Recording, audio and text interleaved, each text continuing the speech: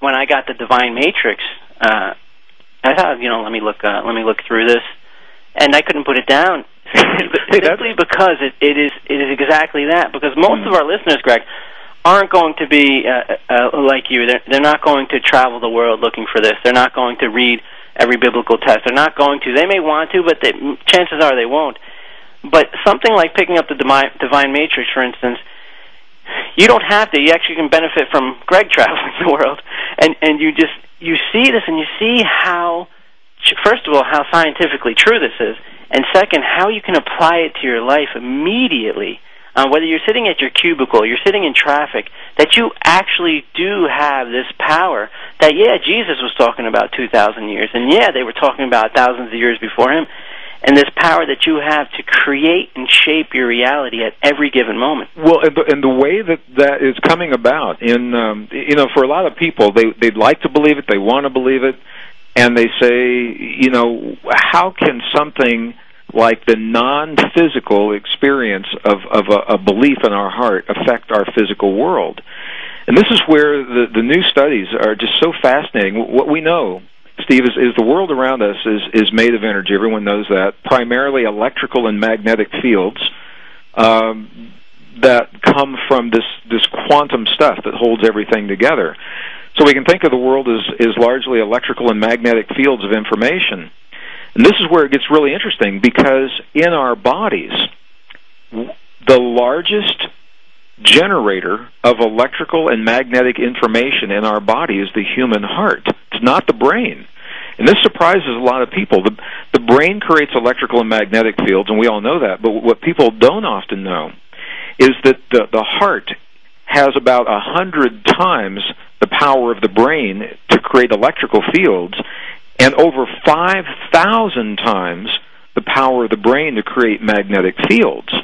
So our hearts are creating electrical and magnetic fields, and here's where this gets really interesting.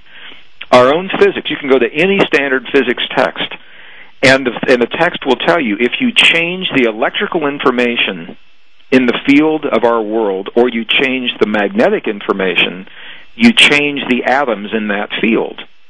And what makes this so interesting is that our hearts do both. Our hearts change both the electrical and the magnetic information much more than our brains do. And that's why our hearts, where we have the feelings and the emotions, can be so much more powerful than the brain, where we simply have the thoughts. This is why it's not enough to simply hope for a better world, or hope for, or wish, or say, I want a better life. I want a better relationship. I want to be healed. The language that this field understands doesn't necessarily recognize your brain saying, I want or I hope. What it does recognize is the field of the heart that feels as if these things have already happened, that feels the peace in our families and our world, that feels the healing and the joy in our bodies.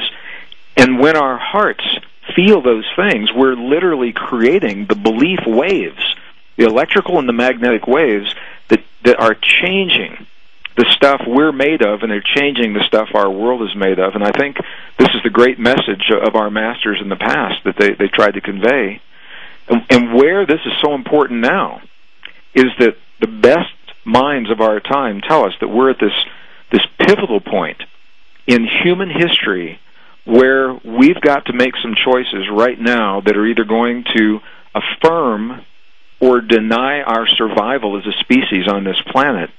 And it sounds like a daunting task until we understand that we all have a vote. Everybody has input into this field through the language of the heart. The key is we have to understand that language, and we can explore that through the rest of our program today. And we'll talk about that when we get back. You're listening to Empowered Living, Life, the Truth, and Being Free. We're speaking with Gregg Braden. He's the author of The Divine Matrix. You can check out his website, greggbraden.com. We'll be right back. Welcome back. You're listening to Empowered Living, Life, the Truth, and Being Free. I'm your host, Steve Maraboli. For more information about A Better Today, our speeches, programs, and seminars, please visit abettertoday.com or stevemaraboli.com. Please sign up for our newsletter, and also you'll find our live event schedule there. We're all over the country and Europe as well, so feel free to check it out. That's abettertoday.com or stevemaraboli.com. We're speaking with Gregg Braden. He's a New York Times best-selling author of The Divine Matrix, giving us his powerful insights and wisdom from his over 20 years of research. Greg, we were talking about power before we went, and the power of belief, and I pointed out to you during the commercial, when you read the Bible, God continuously says, believe this, believe that, believe this. But whenever God's serious about something and really wants you to know, he specifies, says, believe in your heart. And when Jesus is teaching his disciples how to pray, they say, how come it's not working for us? And he says, well, listen, when you pray and ask for something, act as if you've already received it. Absolutely. And you'll be given whatever you ask. And this is what I say is there's a difference between believing and knowing. And when you do believe in your heart, that's the knowing. That's the knowing there. And when you're acting as if, that's walking in that confidence. And you've kind of aligned yourself at that point. Absolutely. And this is, again, this is the power of going back even into the original text. When we go back in to the original Aramaic, which was the language that Jesus' words were recorded in before they were translated. And we do this in our books, a couple of different books. We talk about this. You go back, and there were 2 or 3 sentences that were completely left out of the translation, and they just happen to be the sentences where all the juicy stuff is that tells us, right, that actually tells us how to go about doing these things. And the bottom line to all this, Steve, what we know, what our own scientists are telling us, is the way we feel about ourselves changes the chemistry inside of our bodies, and it can either heal us or it can make us very sick. And in the medical journals, it comes up in discussions of what's called the placebo effect and the nocebo effect. So we know, and that's reasonably well accepted, that the way we feel about our world and our relationship with our world and life, those feelings translate to the chemistry inside of our bodies. Now, and a dear friend of mine, Dr. Bruce Lipton, has done some pioneering work. His book, The Biology of Belief, describes this in very readable terms.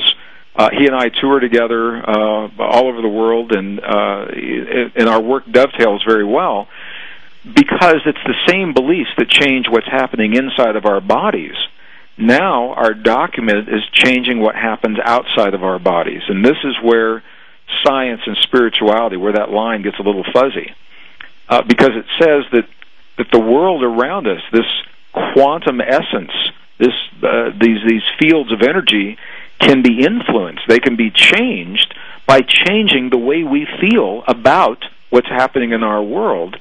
And when we understand that feeling is based in our hearts, this isn't a mental process, and this is a very subtle, that's a very, very powerful distinction. This isn't about positive thoughts only. Thoughts are important. Right. It's not just about an affirmation. Affirmations can be important. But what we know is the power of human emotion is the fuel that brings those thoughts and those affirmations to life. It's what imbues them with life and our feelings and beliefs. When we truly believe something to be true, we've got a strong feeling about that belief, and that is based in our hearts, where we create the strongest electrical and magnetic fields in the human body that extend beyond our body into the world around us. And when we really understand that, all of a sudden, this conversation about our relationship to the world and what reality really is, all of a sudden that conversation changes. And to me, that's very exciting, because we're at a time, as we mentioned before the break, we're at this time in our world when we're all being told, something has to change, and it's not up to a handful of leaders in a couple of countries to make those changes. If we want peace in our world, we've got to be peace at the family dinner table, because the field is mirroring that back to us in different ways. If we want nurturing relationships, we've got to be that nurturing for other people so the field can mirror that back to us. We've got to feel as if those things are already present, and that's the great secret that we find in those lost biblical texts.